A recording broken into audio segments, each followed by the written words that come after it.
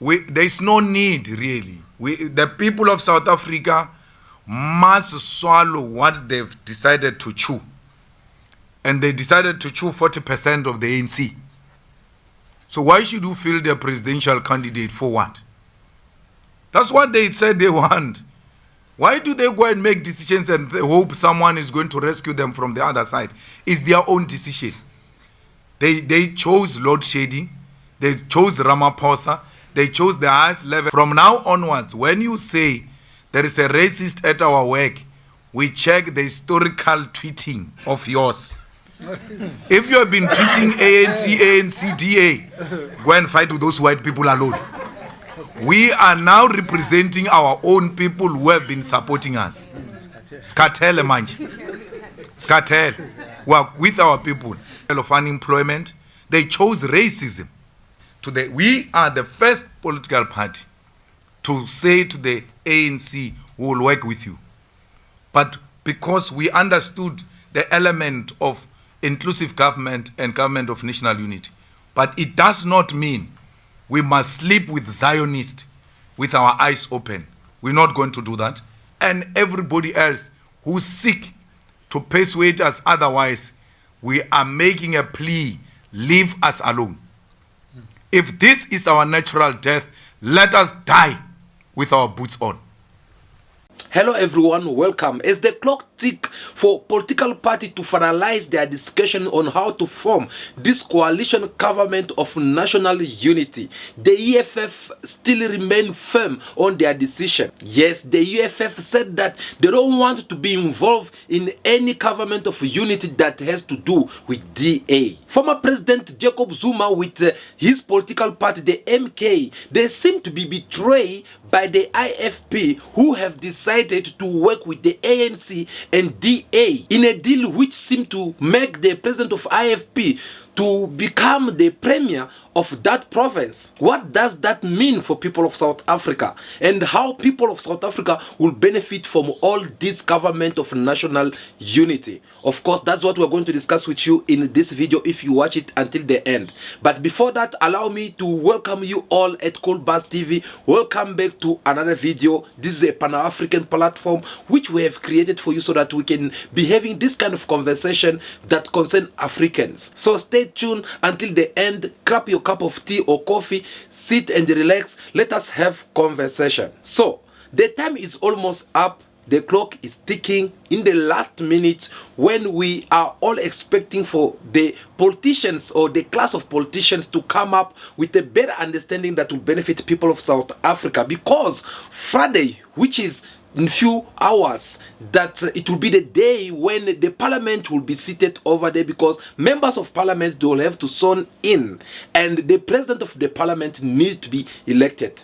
But in few hours, well, politicians or political parties, they seem not to be having one language. They don't get to understand one another. They are having different point of view. They are having different opinions when it comes to this national unity that the president had announced in his speech recently. We have therefore agreed that we will invite political parties to form a government of national unity as the best option to move our country forward. The modalities of the government of national unity will take into account the conditions prevailing at this moment in our country's history. The purpose of the government of national unity must be first and foremost be to tackle the pressing issues that South Africans want to be addressed. What is clear though is that the ANC, it had engaged in an open conversation with different political parties, especially to those political parties that have participated in these elections, because President Ramaphosa last week, he had to announce and call all the political parties for them to come and compose what we call government of national unity. Well, since then, the ANC, they have put kind of effort by approaching different political parties, but this message, it seemed to be a good message for some of political parties and a bad message to other political parties. So what are you expecting from these politicians with their political party, you as a South African citizen, what do you expect that they can come out from their negotiations? Because in few hours the parliament needs to be seated. And what do you expect from these politicians? Because as we all know that there was no a party which came out with majority.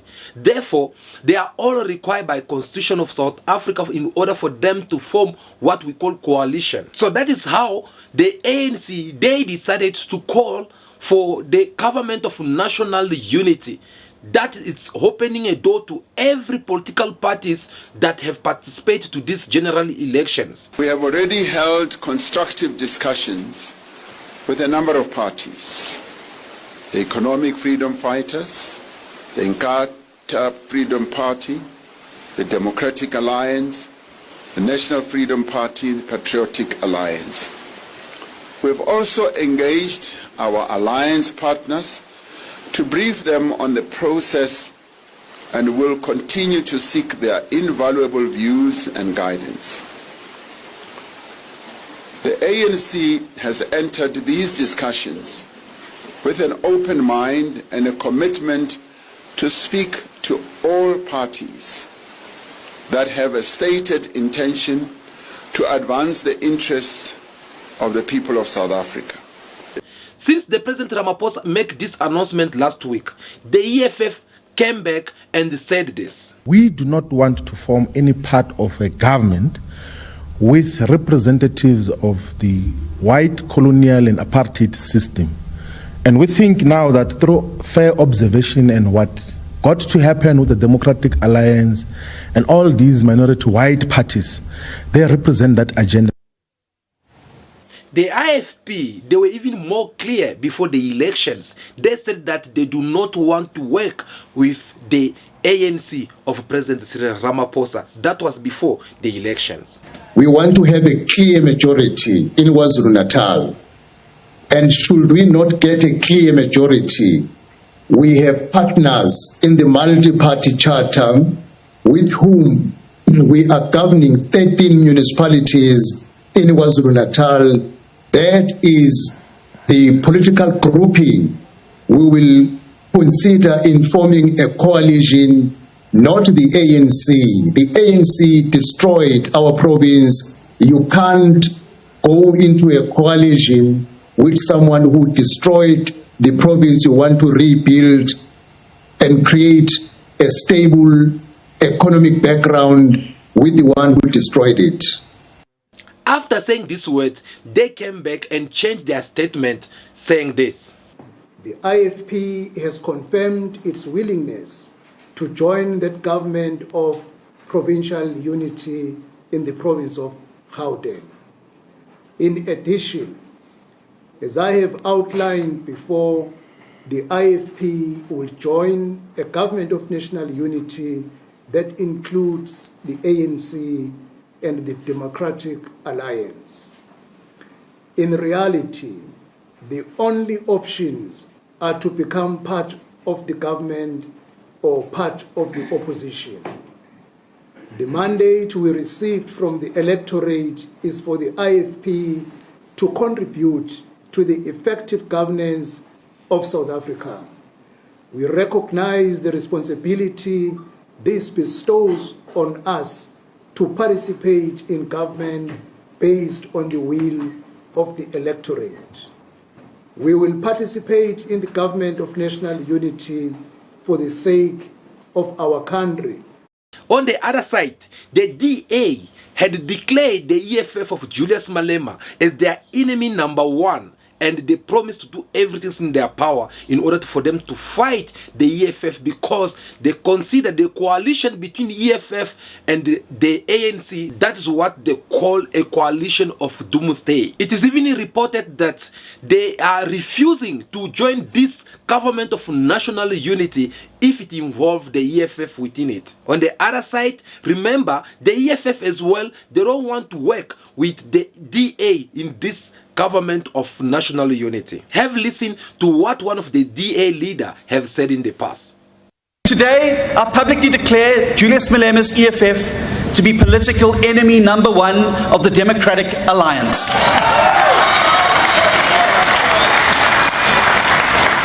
And I commit the DA to fight back against the EFF at every turn, with the ultimate aim of defeating the Doomsday Coalition that could seal South Africa's fate next year. This is no longer about politics, Democrats. It's about the survival of democracy and the survival of South Africa. And some more political parties who had said a lot of things before the election by saying that I'm not going to work with this and that. But, well, these are the facts. They have to change their language. They have to find a common ground that will benefit people of South Africa by putting their power together and work together. But looking at how things are sitting on the table right now, in these few hours that remain for the parliament to be seated down so that they can sworn in, of course, these politicians, they don't seem to be speaking one language because they are not all in the same page. Right now, politicians have become full of themselves. Because even though the constitution is recommending them to form up a coalition government, well, it is about time we're seeing now too much dramas among politicians. Do you know why? Because some they are busy protecting their own interest. Some they are busy protecting their own policies. Some they are busy trying to back up their words of what they had said or promised against each other. That I'll destroy you, I'll do this and that. So right now, they're kind of full of arrogancy because they believe that if they have to break their promises or their words that they have said before, it will make them look like a wicked political party. It will make them lose that impact they are having above other politics. Today, I publicly declare Julius Malema's EFF to be political enemy number one of the Democratic Alliance. The Constitution of South Africa is forcing these politicians to come together and work together. But looking at the policies of these political parties, looking at how they've been treating each other in this country, of course you can tell that the Constitution is making it even more hard for these politicians to sit one place because they don't even seem to be speaking one language. I wonder what will happen on Friday when all these political parties they will have to meet in Cape Town. Already in a few hours before this parliament to take place, you see already how they are busy engaging in medias, giving their point of views on how they are taking everything. So whom should people of South Africa believe or trust? Because it seems like each and every political party, they have something to say. I can only imagine how these 5 years will look like with this government of national unity coalition thing. I can only imagine the kind of drama that people of South Africa will have to experience, whether it is in the parliament, whether it is in the municipalities, whether it is among premier and everything. I can only imagine how things will look like. What will the history have to recall for these next 5 years to come? Is the history going to recall that, yes, this moment where we saw all the politicians in South Africa, they put their hands together, they come up together with one idea that can benefit people of South Africa? Or is the history going to mark itself in the way of saying that, yes, there were this time whereby the constitutions had obliged South Africa politicians to sit down and form up a coalition, but they failed. And since then, it had really affect and have a very big impact on the economy of South Africa? Or is it going to be something that people of South Africa, children of South Africa, the next generation to come, they'll have something good to say about this so-called government of national unity?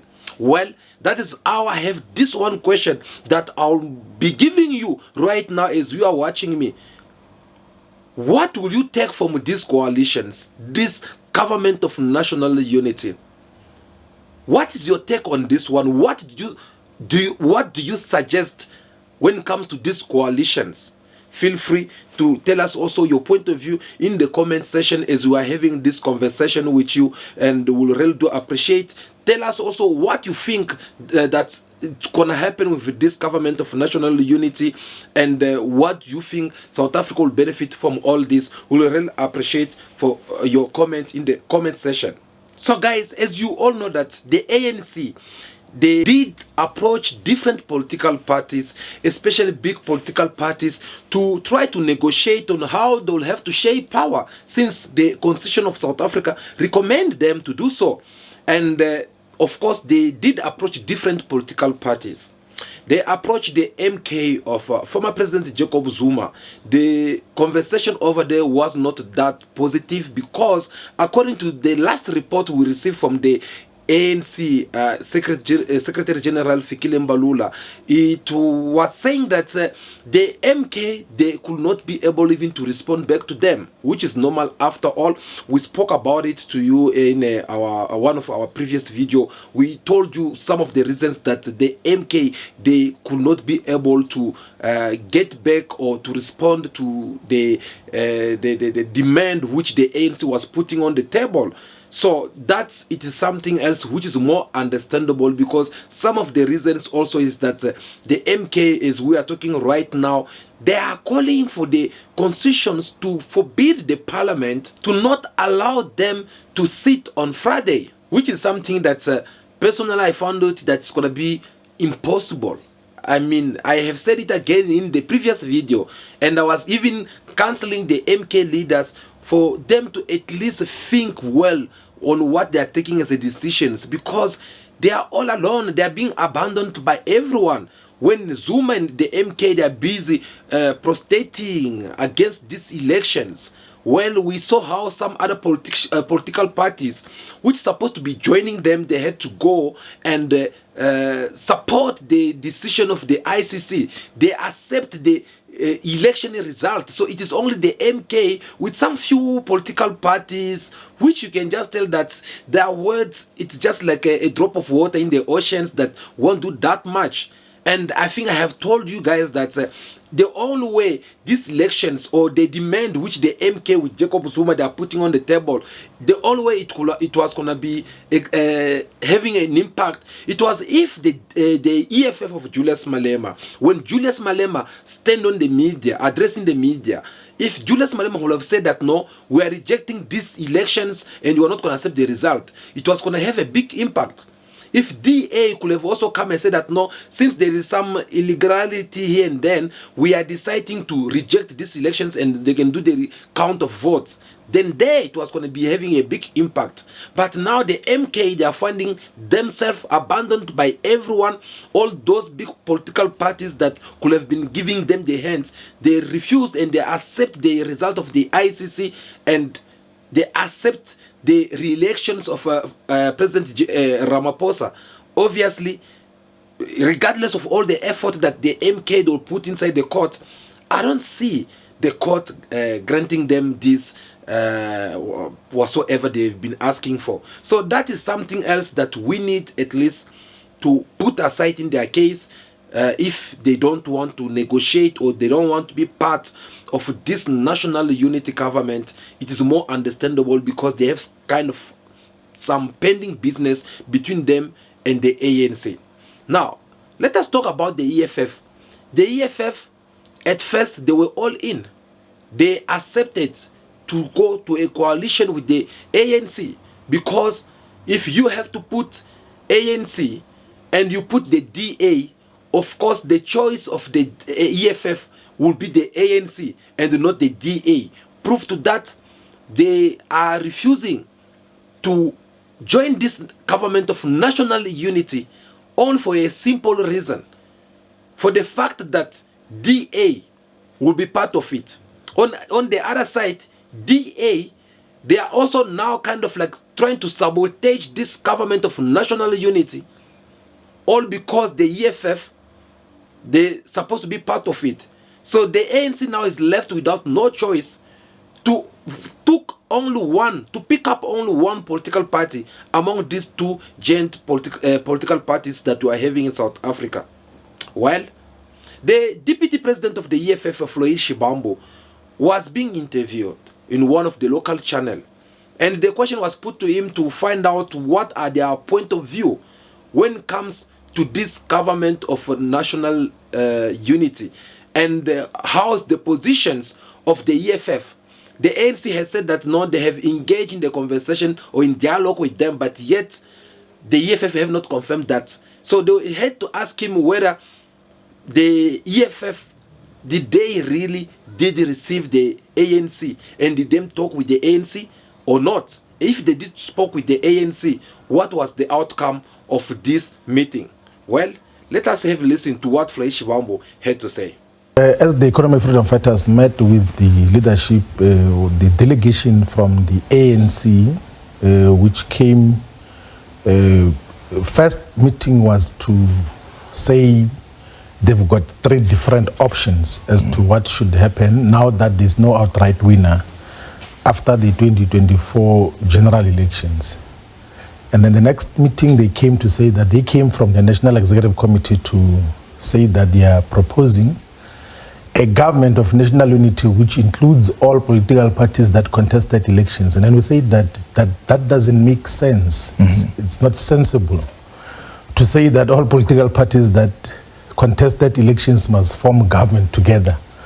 We then said that there has to be sound ideological principles and foundational values that define whoever is going to constitute government together, so that you do not spend a lot of time debating and clashing amongst each other as government as to what foreign policy positions do you take, how do you interpret the poverty, inequality, and unemployment crisis that is defining South Africa. How do you approach the redress question? And our persuasion to the ANC was to say that because despite the fact that we have got substantial ideological differences with the ANC, there are at least some common features that define us and maybe other political parties. One is the emphasis that we should redress the historical imbalances that were caused by colonialism and apartheid. We should redress the imbalances of the past. We should confront white supremacy and domination over the economy. But you have got political parties that do not believe in such ideals, which think that let's just proceed as if there was no colonialism and apartheid in South Africa, who are not even associated at all with the redress question, but also who are saying that let us uplift the very progressive gains that were gained in protection of workers' rights. We then say that there are so many basic principles which we can agree on. Of course, in terms of what happens afterward, we might disagree because our path says that ultimately we should go into economic freedom in our lifetime, which is socialist in character. But in the immediate, there are issues which we can agree upon with the African National Congress as to what do we confront as government. We can have common foreign policy because more or less we agree as to association with the global south and progressive forces all over the world. So but the ANC then took an approach that they want to constitute a government of everyone else who has contested election, and we thought that is not a wise decision because we should have a clear agenda of what we seek to achieve. Guys, you can listen for yourself. Some of the reasons that the EFF, they feel like it is not a good idea, looking at their policies, looking at what the map of politics of this country is putting on the table, of course, they had that choice to accept it or reject it. But when they ask him a question to know if there were any other reasons besides having the problem with the DA, is there any other political party or any other reasons that make them to not be part of this government of national unity? Well, here's what Floyd Shivambu had to say. Look, the reality of the matter in South Africa is that the Democratic Alliance and even the South African electorate have been utilizing the Democratic Alliance as an instrument to protect white interests, like those that were gained in white privilege that was gained because of colonialism and apartheid in South Africa. That is why you have got a situation that almost 100% of white electorate in South Africa vote for white political parties. If they don't vote for the DA, they vote for the Freedom Front Plus. So you would see that in these 2024 elections, the DA did not necessarily grow. They never actually gained additional votes from the black majority and African electorate.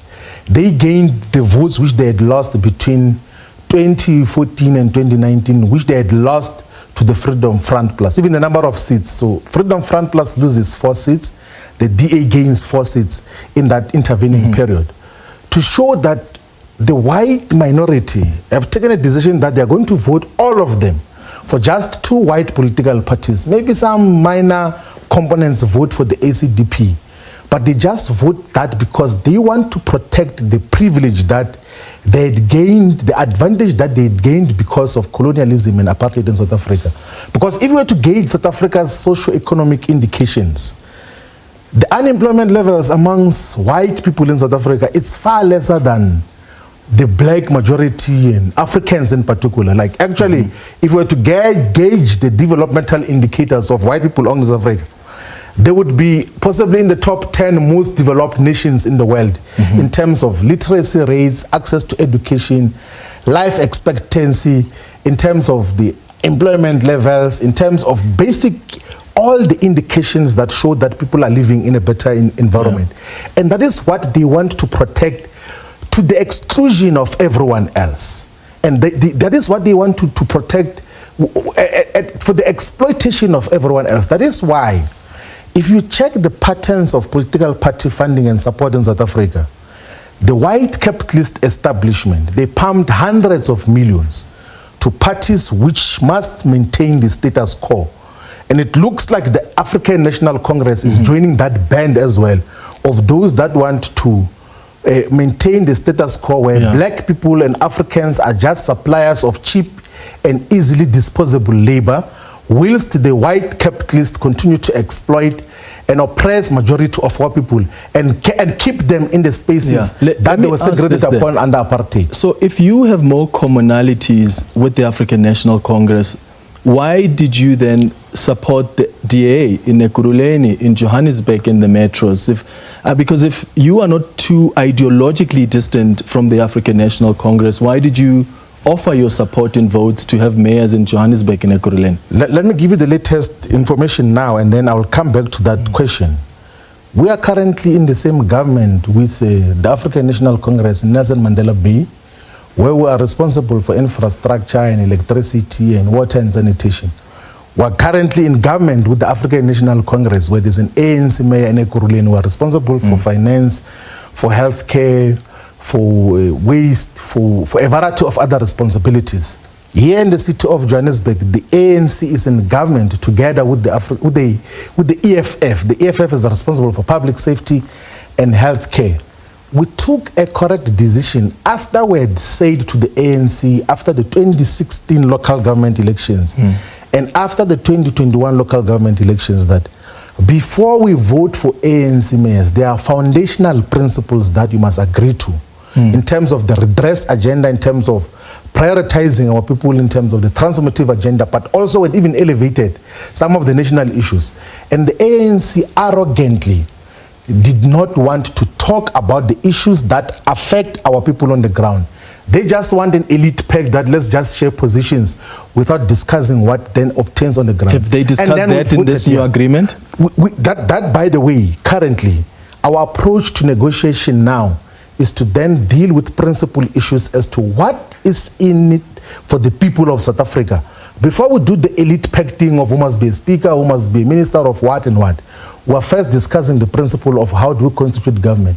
And in the past, the ANC did never agreed. Even, by the way, those instances where I gave you of Nelson Mandela Bay, of Nelson, Ekurhuleni, of Johannesburg, and even in eThekwini in some instances, was never with the approval of the national leadership of the ANC. It was done with the provincial leadership who had said that, but this is logical, we can agree on a common agenda. There seem to be some puppet master who is in control of the national leadership of the ANC, who's telling them what to do. So that characterization of the Democratic Alliance of the EFF as enemy number one seems to be defining a certain section of faction in the ANC to characterize the EFF as enemy number one, which must never be entertained, which must never be interacted with on any issues that involve government. And it seems to be obtaining now because clearly the ANC is going to work with the Democratic Alliance moving forward. So according to Floyd Shibambu, the deputy president of the EFF, he believed that white people, they vote for DA. If they don't vote for DA, they vote for other political parties which represent their apartheid, because all of them, they are linked to one point. Is he lying? Or is he saying the truth? That is something I believe I should leave it to you for you to find out the answer for yourself. But the problem here is that you can tell that the EFF, they have their policies. And on the other side, DA, they have their policies. This war that the DA, they have declared against the EFF, well, it was more easy for them to declare an open war against the EFF because maybe they did not know that someday in the future, in a moment like this, they will come across this kind of situation and they will need a political party such as the EFF of Julius Malema. That is how politics works. So now we're having a serious problem on the table because on the other side, the ANC can't afford to lose a political party such as the EFF and the MK at the same time. You need to have them on their side. But on the other side, you need to have the DA. You heard Floyd explaining very well that the reason why the ANC, they still want to work with the DA because they're being controlled. Not me, those are not my words, but his words. You heard him saying so. That's because they're being controlled by the open aimer who have to tell them how to do things around. They feel like they're still at the service of the people who represent apartheid, as the EFF like to call the DA, describing them as the apartheid hangover. The DA, it goes without saying. They control it. Now, they've got hold on the president of the ANC, and the situation demand that they must all come together. The DA complained, have been supported the impeachment of the president. The DA complained about Paul Mashatile. The DA complained about all the corrupt people. All of a sudden, they've got nothing to say about those people. That is an indication that someone came to take out the brain and said, we're moving this direction and we don't want to be questioned. Why would all of a sudden the DA see holy and good leadership in the ANC when they've not throughout the years? Is because when the numbers put together, the Oppenheimers see that they will still continue to be in charge. So the ANC played with an opportunity to isolate imperialist forces and the white monopoly capital in South Africa. This was an opportune moment for progressive political formations to come together. The president says to me, we cannot form the GNU without a DA because we want a non-racial GNU. I asked him a question. Are you saying the ANC is not a non-racial organization? Because the ANC is a non-racial organization without the DA. So why would it say when it comes to government, if there's no DA, we are not non-racial? But when they run their daily activities, including in their constitution, they are non-racial. I said to the president, there are white people in the ANC, in the EFF, in all the progressive formations. White people are found there. If it's about the question of non-racialism, we can still find white people from amongst ourselves. It's not the question of non-racialism. We are not opposed to white people. We are opposed to white supremacy. We are opposed to racism. We are opposed to Afrikanerdom. We are opposed to white monopoly capital. Any other progressive name that gets to be put forward by the president of a white person, Indian person, colored person, African person, as long as that is a progressive name, will support it. I said to the president, we voted for the DA in 2016, where you, comrades, were arrogantly defying and denying us an opportunity to work together in 2016. We said to you, let's work together. You said, no, we don't want to work with you in the arrogant manner you are doing. What did we do? We pulled out where the DA was defeating you. We folded our hands. And I said to him, to show you it's not a question of race, and don't leave here saying I'm anti-white people. In 2016, We refused to participate in municipalities with the DA led by a black person.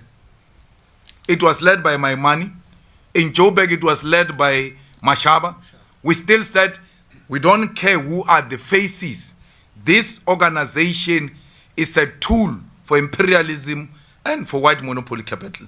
So it's not about color. It's about the party that represents backwardness, a party that is a racist organization, a party like Freedom Front that says part of its conditions to go into a coalition is that we must declare Orania as a white Afrikaner land. And you say to us, we must go and participate in such a coalition. We'll never do that. Remember, when you are in cabinet, once you are defeated in argument, those decisions are binding on you. As a disciplined member of cabinet, you must go and defend that Orania must be a land of the Afrikaners. We will not do that. We will rather die without occupying positions in government than to allow white supremacists and racists to thrive. Fighters, inclusive government should not mean a compromise on the principle. We are for inclusive government. That's why we said today, we are the first political party to say to the ANC, we will work with you. But because we understood the element of inclusive government and government of national unity. But it does not mean we must sleep with Zionists with our eyes open. We're not going to do that. We said to the people of Palestine, we said to the Muslim communities everywhere in South Africa, the vote and the victory of the EFF is a victory of the people of Palestine. Those Muslims who voted for the EFF, those Muslims who have voted for the ANC, what are you saying to them when you go immediately in bed with the people who have supported a genocide, the killing of innocent women and children, and we must close our eyes in the name of inclusive government and overlook humanity? We will not do that as the EFF. President Ramaphosa has always been a project of these people. From school, he went straight to work for Urban Foundation, to work for the Oppenheimers.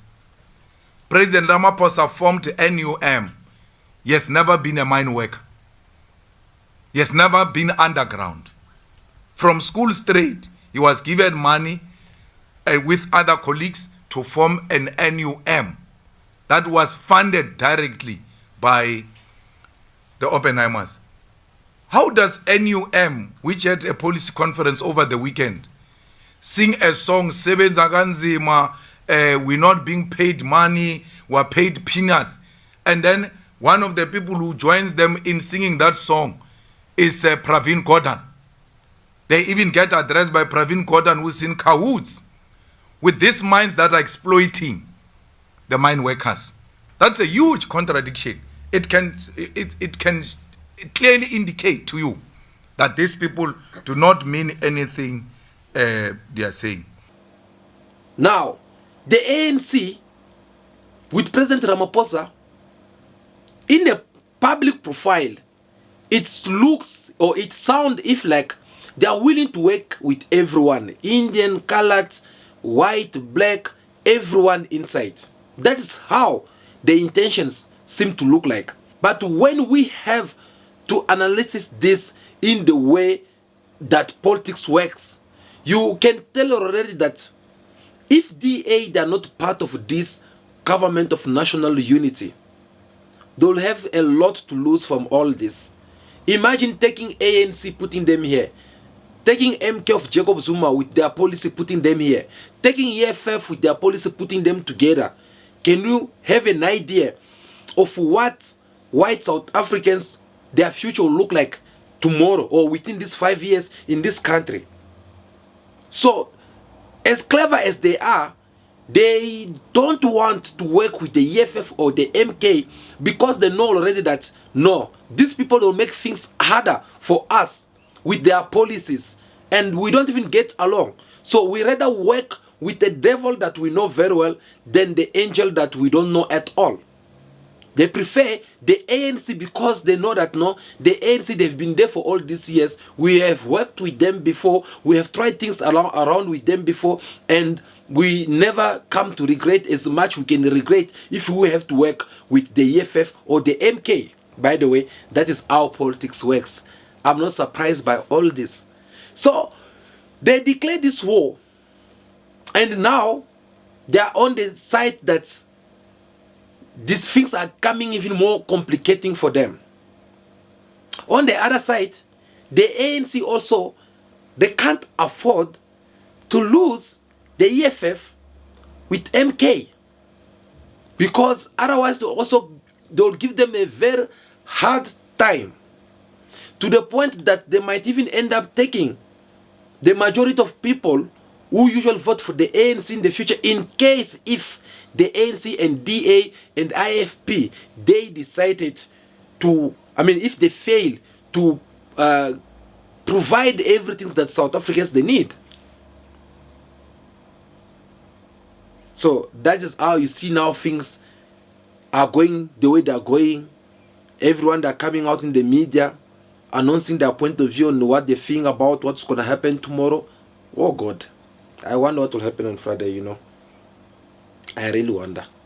So, on the other side, we are seeing already the IFP who came up to announce their participation in this government of national unity. The IFP has confirmed its willingness to join that government of provincial unity in the province of Gauteng. In addition, as I have outlined before, the IFP will join a government of national unity that includes the ANC and the Democratic Alliance. These are the same people who were busy saying things before the elections, that we're not going to work with this one, we're not going to do this. Again, as we said at the beginning of these videos, they had no choice after all. They have to go and do what the constitution asked them. But was the ANC the only option that the IFP supposed to be working with? Was there any way that there were maybe going to be something else that was going to help them maybe to go to a coalition with other parts? Because, for example, if you take the province of KwaZulu-Natal, MK, they are the majority, they are the one who win #1 over there, but unfortunately, they did not have the majority. So since they did not have a majority, obviously, they need to have some group in order for them to have that majority. Unfortunately for them, the only partner who's supposed to be more available for them, that was the EFF. But see how poorly the EFF performed at KwaZulu-Natal. Even if they have to put the number of the EFF together, they're still not going to be the majority. On the other side, IFP alone with DA and the ANC, they'll crush them. They'll crush the MK, they'll crush the EFF. So it's just kind of like a very complicating. Now, the only partner that MK they were expecting to have was the IFP. They were hoping that they can work with them. But it looked like things went sour between two of them, because according to the IFP leader, he says that no, they did try their best to join and meet with the people of the MK, but they could not respect their words. They could not even be able to show up. In this morning, the president of the NFP, Mr. Barnes, was present in that meeting. There is nothing that prevents the president of the NFP, after the meeting of the IFP, ANC, DA, to go and meet Ubaba Umsholozi. Equally, the IFP, despite of the meeting that collapsed, we are still open to engage with the MK. There is nothing wrong, because you know what?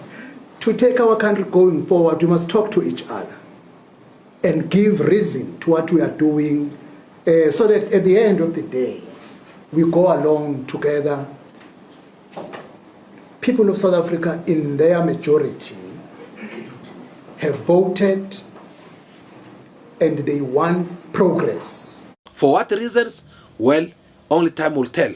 Now, that the IFP decided to be part of this national government, and on the other side, the DA is there also willing to do so. Everything is showing right now that it's very clear that the lead of the IFP is the one who wants to be the mayor or the premier, in that province. Politicians with politics. So now what will be the outcome of the MK at KwaZulu-Natal or even in Gauteng? Because whether we like MKP or we don't like MKP, if you want peace in KwaZulu-Natal, which is not going to be instigated by MKP, which is not going to be instigated by EFF, that violence, the people are going to rise. If you go against the wish, in KZN is West, the MKP get 45%, the second party gets 18%, and you still think you can overlook that party? I told President Cyril Ramaphosa, I said, your own rules on coalition say a party with the highest number must be the one that lead. Please allow MKP to lead. Do not undermine the voice of the people of KwaZulu-Natal if we respect democracy. And we make that plea that please allow MKP to lead in KwaZulu-Natal. We are not in any formal agreement with them. We are not for any cabinet position in KwaZulu-Natal. We are not for any speaker. We are not for anything. When we get invited, only then we'll look at what are the nitty-gritties of such an invitation. We have never had such a discussion with MKP. We are supporting MKP in KwaZulu-Natal from a principled point of view that says the party with the majority must be the one that lead. The DA, these hypocrites, have been advocating for that. When they've refused to give Action SA mayorship, when they refused to give their partners mayorship, they always said, we are the one with the highest number, and therefore we can't give you the mayorship. What has changed in KwaZulu-Natal? Why is the DA not applying the same principle? Why is the ANC not applying the same principle? So we are going to stick to this principle as the EFF. Be rest assured, fellow South Africans, if the DA goes into government, and this must be known to all of you, if the DA goes into government, the official opposition is MKP. That's what you must know. That's how it works. There's no one who's going to be in government and still be an official opposition. And MKP and ourselves were together. We shall be official opposition together. We'll help each other in that role together. We are more experienced than them. We've been here. And we've got a cordial relationship with them. So even when we are chairpersons of the committees or speakers, we remain opposition. It is allowed. This is the end of the ANC. It is not of our own making. The ANC is not dying because the EFF is growing. The ANC is dying a natural death. With or without Zuma, the projections were the way they are now. Before the formation of MKP, the research showed that the ANC is going to go below 50%. And Mbalula pulled it below 30%. At some point on the board, it went below 40% for real. So this is the end of it. Because you cannot say you want to change the property relations and you are engaged in the struggle for land, and then you go into cahoots with the people who are actually opposed to that struggle for the land. Now that some of the politicians that are busy betraying each other, what will happen? That is just a simple question that we should wait. It's just a matter of times. We're going to find out exactly what will happen. Me, I think in whatsoever they can decide to do or say, or in whatsoever they have already said so far, I think these politicians are supposed to be thinking of people of South Africa because they're the one who voted for them. And also, they should take this as their responsibility to educate voters. Because when you are busy selling only your profile as a president or a candidate to the presidential elections and everything, forgetting to educate your voters that no, look, when you go to vote, remember you must vote ballot 1, you must vote my political party, ballot 2, you must vote political the same political until the end. I think maybe this kind of things was gonna finish. But these things of going and you just sell your own profile, that's why some people, they end up voting them just because they know that this political party belongs to this leader.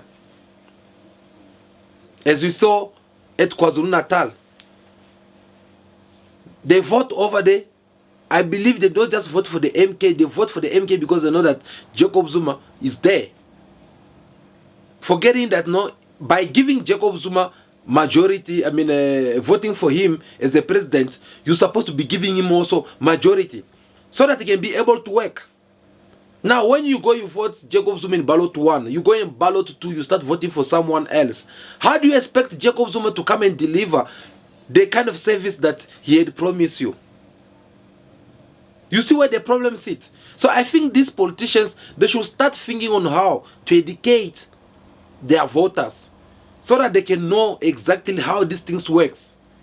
To let them know that, no, look, yes, you can vote me as a president, but if I don't have 1, 2, 3, I'll become just like a puppet president.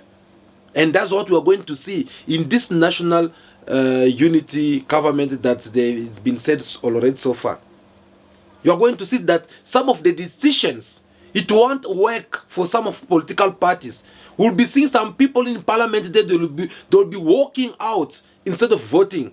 So, South Africans, there is a story being peddled that we are flip-floppers because in 2016 we worked with DA and today we say we can't work with DA. Let's put it on record, lazy readers and lazy thinkers and people with a memory of a chicken. Go and check those facts. We have never worked with the DA.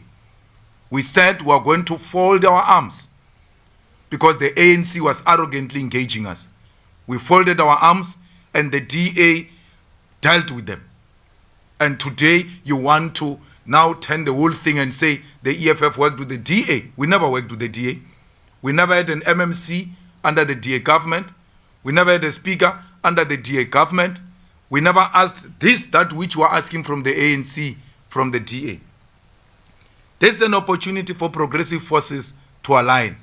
When we say progressive forces, the people say you are saying black parties. There are no black parties. We are not a black party. We are a progressive force of the left. We are saying the progressive forces must align. I told President very clearly that maybe sometimes this thing rings nicely in your ear when the DA says we'll work only with the ANC of Ramaphosa. It's not true. The ANC of Ramaphosa lost in Tshwane, in Joburg, in Tekwini, in Ikuruleni, and PE. Why didn't the DA offer the president what he is offering them now? Why didn't the DA say there is no outright winner? Come ANC of Ramaphosa, let's work together in Tshwane. If this situation we're in now, was the DA in this situation with 40% and Freedom Front with 11% and ACDP with 5%, we're not going to be talking these things we're talking. They would have united and isolated all the progressive forces. And I'm not speculating. I'm telling you facts. Go and check in Tshwane, where the DA has got no outright majority. Did it invite the ANC of Ramaphosa because they can only work with the ANC of Ramaphosa? The ANC is under Ramaphosa now, in Tshwane, in Joburg, in Ekurhuleni. Why is the DA not inviting him? It is because Ramaphosa suffers from inferiority. He cannot work without white supervision. To invite the DA is to invite supervisors. It's not to invite progressive white people to come and join hands with us to rebuild South Africa. So we reject this government with everything it deserves, for as long as it puts in white supremacists, it puts in Afrikanerdom, it puts in colonialism and imperialism, will not be part of the neo-colonial government. Comrades and everybody else who seek to persuade us otherwise, we are making a plea: leave us alone. If this is our natural death, let us die with our boots on.